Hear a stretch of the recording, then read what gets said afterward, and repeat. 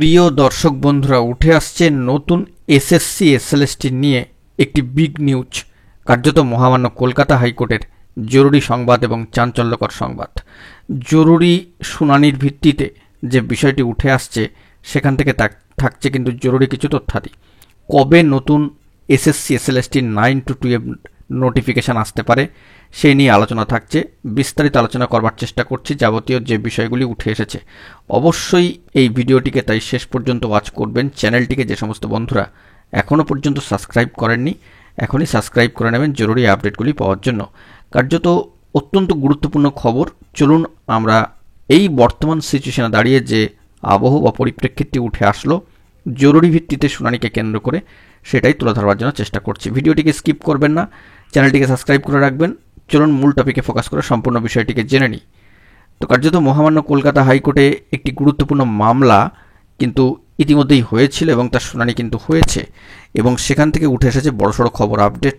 মামলাটি আইটেম নম্বর 6 কিন্তু ছিল এবং শুনানির জন্য ওঠে।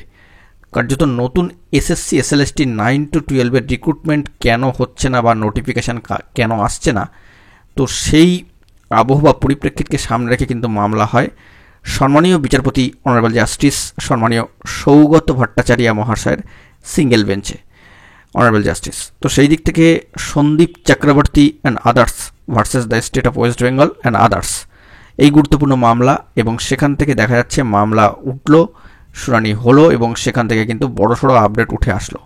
আমরা জানি যে 5ই মে 2022 সালে একটি নোটিফিকেশান এসেছিল West Bengal central school service কমিশনের তরফ থেকে। সেটা হচ্ছে নোটিফিকেশান আসার নোটিফিকেশান। এই বিষয়টিকে মাথায় রাখতে হবে। নতুনভাবে নোটিফিকেশান আসার নোটিফিকেশান, কিন্তু তারপরেও কেন শূন্যপদ থাকা সত্ত্বেও নিয়োগ হচ্ছে না নতুনভাবে, এই নিয়ে কার্যত মামলার দীর্ঘ শুনানি হয়েছে, বলা যেতে পারে দীর্ঘ শুনানি। এবং এখান থেকে যে বিষয়গুলো উঠে আসছে সেগুলোর একটা সারমর্ম বের করে আপনাদের সামনে বিষয়টিকে রাখবার চেষ্টা করছি। অবশ্যই এ বিষয়ে যেটুকু খবর সংগ্রহ করেছি আপনাদের মাঝখানে তুলে ধরছি। আপনারাও তথ্য সংগ্রহ করলে আপনাদের কমেন্ট সেকশানে কিন্তু কমেন্ট করতেই পারেন।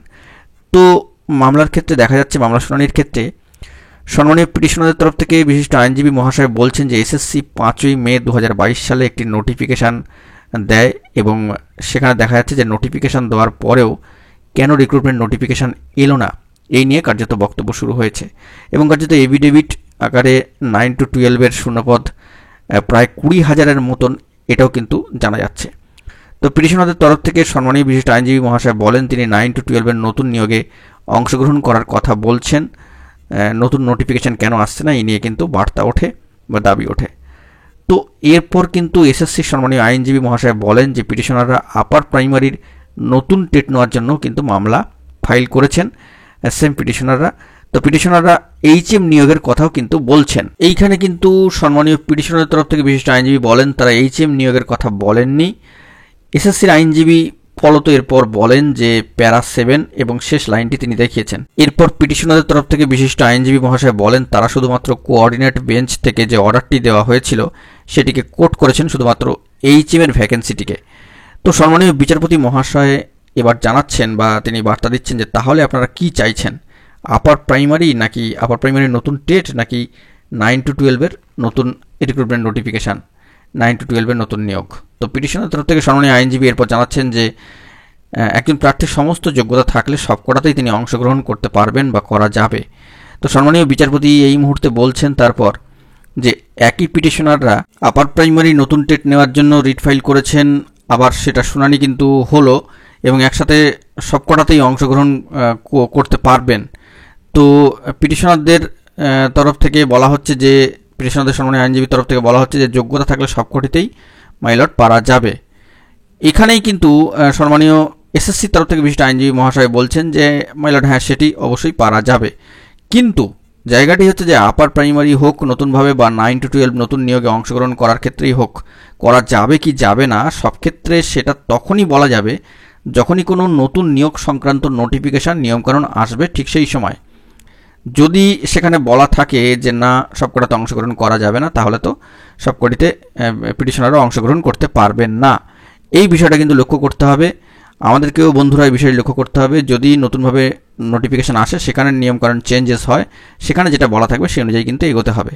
তো এরপর সম্মানীয় বিচারপতি মহাশয় বলছেন যে কিন্তু বর্তমান নিয়মে তো কোনো বাধা নেই এখানে, তো এসএসসি তরফ থেকে বলা হচ্ছে যে কিন্তু ওল্ড রুলে বাধা নেই, তবে নতুন নিয়ম যেহেতু নেই তাই নতুন নিয়ম অনুযায়ী বসার ক্ষেত্রে কিভাবে ক্লেম করা যায় বা ক্লেম করা হচ্ছে এখানে।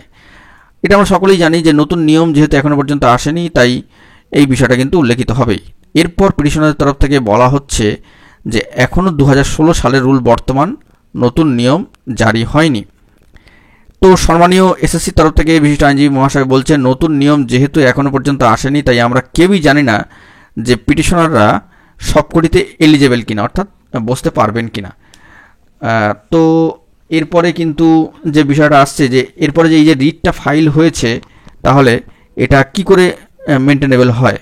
তো সম্মানীয় বিচারপতি মহাশয় এরপর বার্তা দিচ্ছেন যে কিন্তু বর্তমান পরিস্থিতি অনুযায়ী তো একজন প্রার্থী সবকটিতেই অংশগ্রহণ করতে পারবেন, এমনটাই এসএসসি তরফ থেকে বলা হচ্ছে। হ্যাঁ মাইলর্ড, ঠিকই এইচএম রুলে, তবে আমরা কিন্তু কিছু রদবদল বা পরিবর্তন করেছি। সম্মানীয় বিচারপতি মহাশয় যে বার্তা এরপর যে পিটিশনাররা এইচএম নিয়োগে তো অংশগ্রহণ করতে চাইছেন না, তারা তো এখানে এলিজেবলই নন। তো এসএসসি তরফ থেকে বলা হচ্ছে এরপর যে এসএসসি 9 to 12 নিয়োগের ক্ষেত্রে নতুনভাবে নতুন নিয়ম আনবেন মনে হচ্ছে এই বিষয়টি, অর্থাৎ West Bengal central school service commission 9 to 12 নবম দশম একাদশ দ্বাদশে নতুন নিয়োগের ক্ষেত্রে নতুনভাবে নিয়ম আনবেন এটাই মনে হচ্ছে। তাহলেই নতুন নিয়ম আসার আগেই এই যে মামলা সেটা কিভাবে হলো বা কিভাবে হচ্ছে। তো সম্মানীয় বিচারপতি মহাশয় এরপর বার্তা দিচ্ছেন যে পিটিশনারদের সম্মানীয় আইনজীবীকে বলছেন যে রাজ্য কখন নিয়োগ প্রক্রিয়া শুরু করবে সেটি তো আপনারা নির্দেশ দিতে পারেন না, এই বিষয়টা কিন্তু অবশ্যই লক্ষ্য করতে হবে। বন্ধুগণ, আমাদেরকেও কিন্তু এই বিষয়টি লক্ষ্য করতে হবে।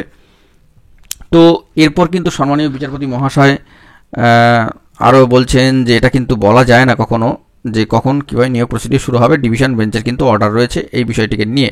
তো পিটিশনারদের তরফ থেকে বলা হচ্ছে তাহলে এসএসসি বলুন যে তারা 5ই মে 2022 যে নোটিফিকেশান সেই নোটিশটি উইথড্র করে নিচ্ছেন, সেটি তারা করতেই পারেন, তাহলে তার কোনো আমাদের সমস্যার জায়গা নেই। কিন্তু সেটা উইথড্র না করা হলে কেন কোনো পদক্ষেপ করা হবে না। তো এসএসসি তরফ থেকে এরপর বলা হচ্ছে এই যে নোটিশটি মাইলর্ড, এই নোটিশটি কোনো নিয়োগ প্রক্রিয়া সম্পর্কিত কিন্তু কোনো বিজ্ঞপ্তি নয়। এই নোটিশটি দেওয়া হয়েছিল শুধুমাত্র নতুন নিয়োগ প্রক্রিয়া শুরু করার ক্ষেত্রে অবশ্যই নোটিশটি এসেছিল, কিন্তু পরবর্তী প্রসেস তো পিটিশনারদের সম্মানীয় বিশিষ্ট আইনজীবী মহাশয়রা জানেন সুপ্রিম কোর্টে পুরনো প্রসেস না মিটলে কিভাবে নতুন প্রসেস শুরু করা যাবে। তো কার্যত পিটিশনারদের তরফ থেকে বলা হচ্ছে যে 2016 নিয়োগ প্রসেস শেষ হয়ে গিয়েছিল, তারপরে সেটি বাতিল হয়েছিল, সেটি অন্য বিষয়। তো এরপর সম্মানীয় বিচারপতি মহাশয় কিন্তু আর কোনো বার্তা না দিয়ে সরাসরি অর্ডার ডিকটেট করলেন। তো পিটিশনারদের এফিডেভিট তিনি কার্যত রেকর্ড করেছেন, এরপর তিনি প্রেয়ারটি লিখলেন এবং এখানে কিন্তু এসএসসির যে বার্তা যে বর্তমানে পুরনো 9 to 12 রিক্রুটমেন্ট প্রসেস রিলেটেড যাবতীয় বা সেই সম্পর্কিত কিছু ইস্যু বা জট তৈরি হয়ে রয়েছে সেটি না মিটলে নতুনভাবে কিন্তু নিয়োগ করা যাবে না, এরকমই বার্তা উঠে এসেছে। তো এরপর বিচারপতি মহাশয় সম্মানীয় বিচারপতি মহাশয় কিন্তু এসএসসির বক্তব্য লিখলেন। তো মূল যে বক্তব্যটা এখানে উঠে এলো যে নতুন নিয়োগের ক্ষেত্রে West Bengal central school service commission তথা এর পরবর্তী ক্ষেত্রে স্টেটও তারা কিন্তু নিজ নিজ সিদ্ধান্ত নিতেই পারেন, তারা কখন কিভাবে নিয়োগ করবেন নতুনভাবে সেটা তাদেরই সিদ্ধান্ত, এখানে কিন্তু কিছু বলার জায়গা নেই। এরপর কার্যত মামলাটা কিন্তু ডিসপোজড হয়ে যায়, অর্থাৎ কেস ডিসপোজড। যদি আপনারা মহামান্য কলকাতা হাইকোর্টের সাইট থেকে স্ট্যাটাস চেক করেন দেখবেন কেসটি কিন্তু ডিসপোজড হয়ে গিয়েছে, অর্থাৎ এখানে একটা বিরাট হতাশার জায়গা তৈরি হলো। তো এই বিষয়ে যেটুকু খবর উঠে আসলো সবটা প্রোভাইড করলাম। তো নতুনভাবে কখন কিভাবে 9 to 12 রিক্রুটমেন্ট প্রসেসের নোটিফিকেশান আসবে এখন দেখার বিষয়। তো দেখা যাক পরবর্তী ক্ষেত্রে কি খবর আপডেট উঠে আসে, যতটুকু খবর উঠে আসলো সবটাই প্রোভাইড করলাম। এখন এটুকুই, সকলে ভালো থাকবেন, চ্যানেলটিকে অতি অবশ্যই সাবস্ক্রাইব করে নিয়ে সঙ্গে থাকবেন জরুরি আপডেটগুলি পাওয়ার জন্য। ধন্যবাদ।